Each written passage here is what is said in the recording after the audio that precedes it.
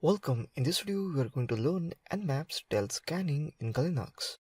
To use Nmap to perform a TCP stealth scan, you will need to have a remote system that is running accessible network services or TCP.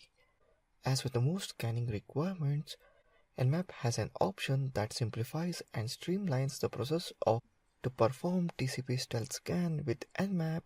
The "-ss" option should be used with the IP address of the host that is to be scanned. Let's open up terminal and type nmap -s capital S 216.58.197.46. Here you can see that stealth scan is successful. Port 80 and 443, state open, services HTTP and HTTPS. Let's scan with port address 2180443. Type nmap -ss 216.58.197.46 -p. Port 2180 and 443. 21 is filtered and service type FTP.